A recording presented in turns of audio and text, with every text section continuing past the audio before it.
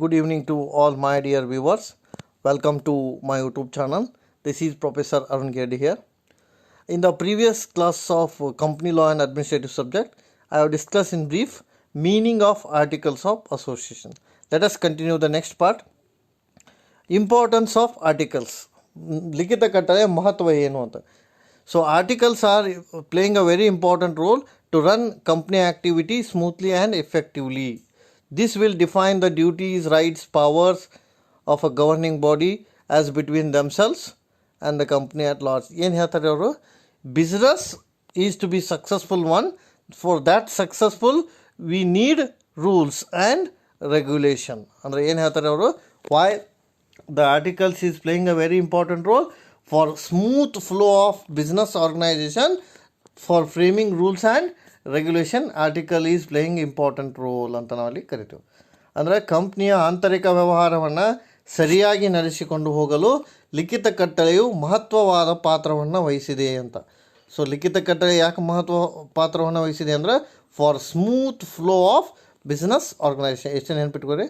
ಆಮೇಲೆ ಇದು ರೈಟ್ಸನ್ನು ಕೊಡುತ್ತಾ, ಹಕ್ಕನ್ನು ಸೂಚಿಸುತ್ತದೆ, ಪವರ್ಸ್ ಅಧಿಕಾರವನ್ನು ಸೂಚಿಸುತ್ತದೆ, ಡ್ಯೂಟಿ ಕರ್ತವ್ಯವನ್ನು ಸೂಚಿಸುತ್ತದೆ. ಅದರ ಸಲುವಾಗಿ to run company day to day effectively, ಕಂಪ್ನಿನ ಪ್ರತಿನಿತ್ಯವಾಗಿ ಪರಿಣಾಮಕಾರಿಯಾಗಿ ನಡೆಸಿಕೊಂಡು ಹೋಗಲು ನಿಯಮವನ್ನು ಸೂಚಿಸುತ್ತದೆ. So the next part and very important part of this chapter, that is contents of article. ಲಿಖಿತ ಕಟ್ಟಳೆಯು ಒಳಗೊಂಡಿರುವ ಅಂಶಗಳು. ಈ ಕ್ವಶನ್ ಬಹಳ ಇಂಪಾರ್ಟೆಂಟ್. ಕಂಟೆಂಟ್ಸ್ ಆಫ್ ಆರ್ಟಿಕಲ್ಸ್ ಅಂದರೆ ಏನ್ರಿ, ಲಿಖಿತ ಕಟ್ಟಳೆಯು ಒಳಗೊಂಡಿರುವ ಅಂಶಗಳು ಅಂತ ನಾವಲ್ಲಿ ಕರಿತೀವಿ. So what are the contents of articles? The first one is to what extent table F is applicable ಅಂತ. ಯಾವ ಪ್ರಕಾರ ಟೇಬಲ್ ಎಫ್ ಅನ್ವಯವಾಗುತ್ತದೆ ಅಂದರೆ ಟೇಬಲ್ ಎಫ್ ಅನ್ವಯವಾಗುವ ಪದ್ಧತಿ ಅಂತ. ಟೇಬಲ್ ಎಫ್ ಬಗ್ಗೆ ಆಲ್ರೆಡಿ ನಾವು ಹೇಳಿವಿ. ಟೇಬಲ್ ಎಫ್ ಅಂದರೆ the rules and regulation of public company. So public ಕಂಪ್ನಿಯವರ ನಿಯಮಗಳಿಗೆ ನಾವೇನಂತ ಕರಿತೀವಿ, ಟೇಬಲ್ ಎಫ್ ಅಂತ ಕರಿತೀವಿ. ಟು ವಾಟ್ ಎಕ್ಸ್ಟೆಂಟ್ ಅಂದರೆ ಏನು ರೀ, maximum rules and regulations is applicable. ಇಲ್ಲಿ ಕ್ವಶನ್ ಟೇಬಲ್ ಎಫ್ ಒಳಗೆ ಏನಿರುತ್ತೆ, ಪ್ರತಿಯೊಂದು ಕಂಪ್ನಿಗೆ ಏನೇನು ಬೇಕು ಡಾಕ್ಯುಮೆಂಟ್, ರೂಲ್ಸ್ ಇರ್ತಾವೆ, ರೆಗ್ಯುಲೇಷನ್ಸ್ ಇರ್ತಾವೆ, ಅಪ್ಲಿಕೇಶನ್ಸ್ ಇರ್ತಾವೆ, ಅಲಾಟ್ಮೆಂಟ್ ಆಫ್ ಶೇರ್ಸ್ ಇರ್ತಾವೆ, ಆಮೇಲೆ ರಿಜಿಸ್ಟ್ರೇಷನ್ ಮಾಡಲಿಕ್ಕೆ ಡಾಕ್ಯುಮೆಂಟ್ಸ್ ಏನೇನು ಬೇಕು ಎಲ್ಲ ಇನ್ಫಾರ್ಮೇಷನ್ ಅದ್ರೊಳಗೆ ಇರ್ತಾವೆ. ಕಂಪ್ನಿನ ಯಾವ ರೀತಿ ರನ್ ಮಾಡಬೇಕು, ಮೀಟಿಂಗ್ ಯಾವ ರೀತಿ ಕರಿಬೇಕು, ಸೊ ಅವೆಲ್ಲನೂ ಟೇಬಲ್ ಎಫ್ ಒಳಗೆ ಇರ್ತಾವೆ. ಆಮೇಲೆ second one is a preliminary contract. ಪೂರ್ವಭಾವಿ ಒಪ್ಪಂದಗಳು ಅಂತ ಅಲ್ಲಿ ಕರಿತೀವಿ. ಪ್ರಿಲಿಮಿನರಿ ಕಾಂಟ್ರಾಕ್ಟ್ ಅಂದ್ರೆ ಏನು ರೀ, ಪೂರ್ವಭಾವಿ ಒಪ್ಪಂದಗಳು ಅಂತ. Firm is made a contract between outsiders about internal management of company. ಅಂದರೆ ಕಂಪ್ನಿ ಬಗ್ಗೆ ಹೊರಗಿನವ್ರ ಜೊತೆಗೆ ನಾವು ಏನು ಮಾಡಿರ್ತೀವಿ, ಒಪ್ಪಂದವನ್ನು ಮಾಡ್ಕೊಂಡಿರ್ತೀವಿ. ಪೂರ್ವಭಾವಿ ಒಪ್ಪಂದಗಳು ಅಂದರೆ ಏನೇನು ಬೇಕು ಕಂಪ್ನಿಗೆ ಅದನ್ನು ತೊಗೊಂಬರ್ಲಿಕ್ಕೆ ನಾವು ಒಪ್ಪಂದವನ್ನು ಮಾಡಿರ್ತೀವಿ. ಅದಕ್ಕೆ ನಾವು ಪ್ರಿಲಿಮಿನರಿ ಕಾಂಟ್ರಾಕ್ಟ್ಸ್ ಅಂತ ಕರಿತೀವಿ. ಸೊ ಆರ್ಟಿಕಲ್ಸ್ ಒಳಗೆ ಏನಿರ್ತೈತಿ ಅಂದ್ರೆ simple thing, company agreement with outsiders. Please understand the word company agreement with outsiders, that is considered as preliminary contract. Before registration, ನೆನ್ಪಿಟ್ಕೊರಿ, ಬಿಫೋರ್ ರಿಜಿಸ್ಟ್ರೇಷನ್ ನೋಂದಾವಣೆ ಆಗೋದಕ್ಕಿಂತ ಪೂರ್ವದಲ್ಲಿ ಕಂಪ್ನಿದವರು ಏನಾದರೂ ಒಂದು ಒಪ್ಪಂದವನ್ನು ಮಾಡ್ಕೊಂಡಿರ್ತಾರೆ ಹೊರಗಿನವ್ರ ಜೊತೆಗೆ. ಯಾವ ರೀತಿಯಾಗಿ ಕಂಪ್ನಿನ ನಡೆಸಬೇಕು, ಯಾವ ನಿಯಮಗಳು ಬೇಕಾಗ್ತವೆ, ಸೊ ಇವೆಲ್ಲನೂ ನಾವು ಎದ್ರೊಳಗೆ ಕನ್ಸಿಡರ್ ಮಾಡ್ತೀವಿ, ಪ್ರಿಲಿಮಿನರಿ ಕಾಂಟ್ರಾಕ್ಟ್ ಒಳಗೆ ಕನ್ಸಿಡರ್ ಮಾಡ್ತೀವಿ. So the next point is share capital division and face value ಅಂತ. What it means, share capital ಅಂದರೆ ಷೇರು ಬಂಡವಾಳ ಹಾಗೂ ಷೇರಿನ ಮುಖಬೆಲೆ ಅಂತ. So how much share capital is the firm is having, that information is also mention in articles of association. ಲಿಖಿತ ಕಟ್ಟಳೆ ಮತ್ತು ಯಾವ ಮಾಹಿತಿ ಇರುತ್ತಪ್ಪ ಅಂದ್ರೆ ಷೇರು ಬಂಡವಾಳ ಎಷ್ಟಿದೆ ಕಂಪ್ನಿದು ಹಾಗೂ ಷೇರು ಬಂಡವಾಳದ ಮುಖಬೆಲೆ ಏನು ಅನ್ನೋದನ್ನು ಕ್ಲಿಯರ್ ಆಗಿ ನಾವು ತಿಳ್ಕೊಬೋದು. So share capital means it may be of equity share capital, preference share capital. So these are all some capital which is available in company. ಕಂಪ್ನಿಯಲ್ಲಿ ಅವೈಲೇಬಲ್ ಇರ್ತಕ್ಕಂತಹ ಕ್ಯಾಪಿಟಲ್ ಇವು. ಇಕ್ವಿಟಿ ಶೇರ್ ಹೋಲ್ಡರ್ ಜಾಸ್ತಿ ಇರ್ತಾರೆ, ಅವ್ರಿಗೆ ನಾವು ಇಕ್ವಿಟಿ ಶೇರ್ ಕ್ಯಾಪಿಟಲ್ ಕೊಡಬೇಕು. Preference share holder ಕಡಿಮೆ ಇರ್ತಾರೆ, ಅವ್ರಿಗೆ ಪ್ರಿಫರೆನ್ಷಿಯಲ್ ಡಿವಿಡೆಂಡ್ ಕೊಡಬೇಕು. ಸೊ ಆರ್ಟಿಕಲ್ಸ್ ಒಳಗೆ ಏನೇನು ಬರೀಬೇಕು ಅಂದ್ರೆ, how many equity share holders are there and ಅವ್ರಿಗೆ ಡಿವಿಡೆಂಡ್ ಎಷ್ಟು ಕೊಡಬೇಕು ಅದನ್ನು ಬರೀಬೇಕು. How many preference share holders are there, ಅವ್ರಿಗೆ ಪ್ರಿಫರೆನ್ಷಿಯಲ್ ಡಿವಿಡೆಂಡ್ ಎಷ್ಟು ಕೊಡಬೇಕು ಅನ್ನೋದನ್ನು ಬರೀಬೇಕು. ಸೊ ಆರ್ಟಿಕಲ್ ಒಳಗೆ ಏನೇನು ಇನ್ಕ್ಲೂಡ್ ಆಗಿರುತ್ತೆ ರೀ, ಶೇರ್ ಕ್ಯಾಪಿಟಲು ಮತ್ತು ಅದರ ಫೇಸ್ ವ್ಯಾಲ್ಯೂ. ಶೇರ್ ಕ್ಯಾಪಿಟಲ್ ಅಂದರೆ ಬೇರೆ ಬೇರೆ ಪ್ರಕಾರದ ಇಕ್ವಿಟಿ ಮತ್ತು ಪ್ರಿಫರೆನ್ಸ್ ಕ್ಯಾಪಿಟಲ್ ಇರ್ತಾವೆ. ನೆಕ್ಸ್ಟ್ ಏನು ಇರಬೇಕು ಅಂದರೆ ಕಂಟೆಂಟ್ಸ್ ಒಳಗೆ application and allotment procedure. What is that application? ಅರ್ಜಿ ಅಂತ ಕರಿತೀವಿ. ಅಪ್ಲಿಕೇಶನ್ ಅಂದ್ರೆ ಏನ್ರಿ? ಅರ್ಜಿ. ಅಲಾಟ್ಮೆಂಟ್ ಅಂದರೆ ಹಂಚಿಕೆ ಅಂತ. ಸೊ ಎರಡು ವರ್ಡ್ ನೆನ್ಪಿಟ್ಟವ್ರೆ, ಅರ್ಜಿ ಮತ್ತು ಹಂಚಿಕೆ. So what is that application and allotment? Share holder, if the share holder want to take the share of a public company share ತೊಗೋಬೇಕಂದ್ರೆ first and foremost thing is they will get a invitation through prospectus ಮುಖಾಂತರ invitation ತೊಗೊಂಡು ಅವರು ಶೇರನ್ನು purchase ಮಾಡಬೇಕು. Share purchase ಮಾಡ್ಬೇಕಂದ್ರೆ ಅಪ್ಲಿಕೇಶನನ್ನು fill ಮಾಡಬೇಕು ಅವರು. So they have to fill the application of company. ಅರ್ಜಿಯನ್ನು ತುಂಬಬೇಕು. ಆ ಅರ್ಜಿ ಎದಕ್ಕೆ ತುಂಬಬೇಕು ಹೇಳ್ರಿ?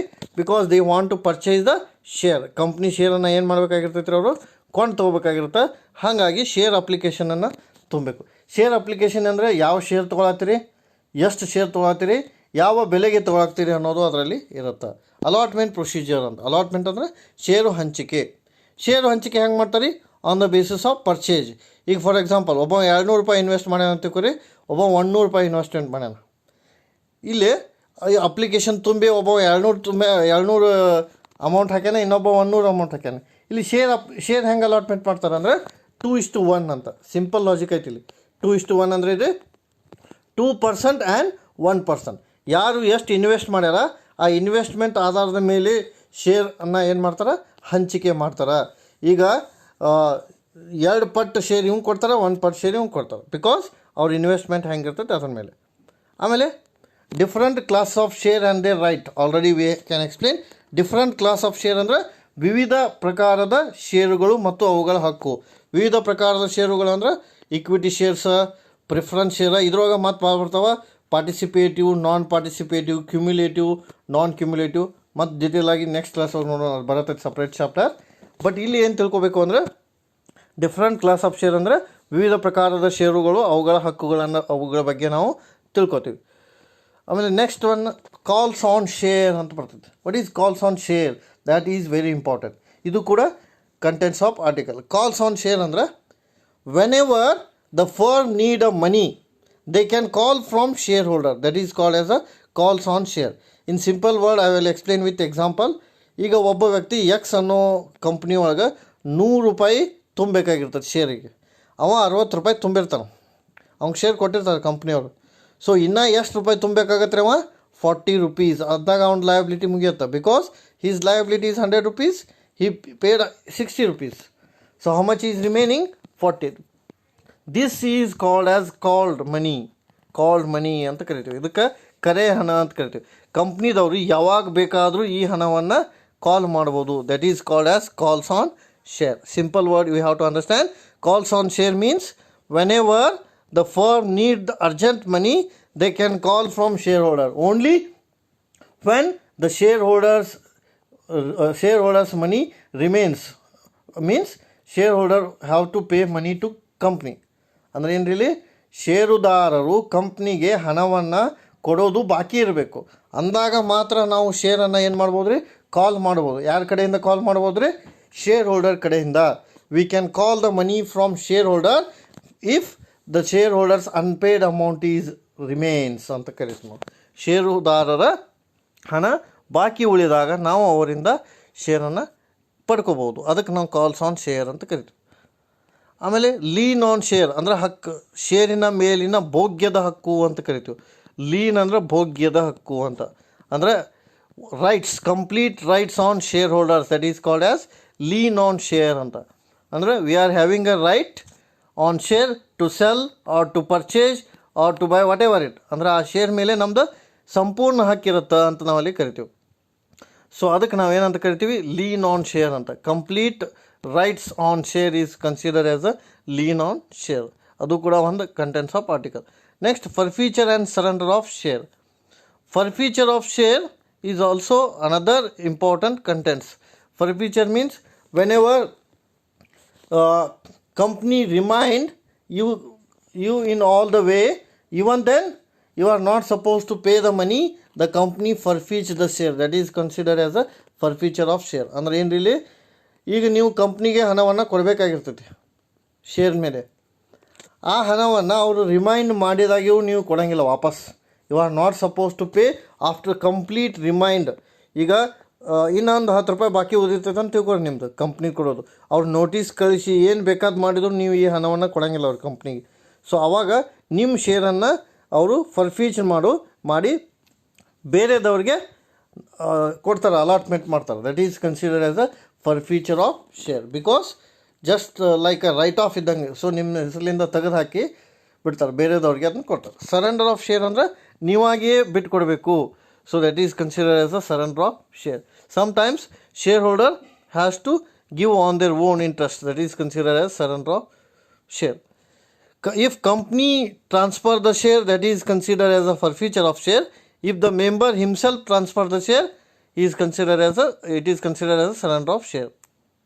ಕಂಪ್ನಿದವರೇ ಬೇರೆದವ್ರಿಗೆ ವರ್ಗಾವಣೆ ಮಾಡಿದ್ರೆ ಫರ್ಫೀಚರ್ ಆಫ್ ಶೇರ್ ಆಗುತ್ತೆ.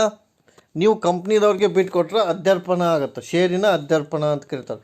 ಸರೆಂಡರ್ ಆಫ್ ಶೇರ್ ಅಂದರೆ ಇದೆ ಶೇರಿನ ಅಧ್ಯಾರ್ಪಣ, ಬಿಟ್ಕೊಡೋದು ಅಂತ ನಾವಲ್ಲಿ ಕರಿತೀವಿ. So you are supposed to given back to the company, that is considered as a surrender of registration anta. So these are all some part of articles contents. So remaining contents will be explained in next class. Thank you.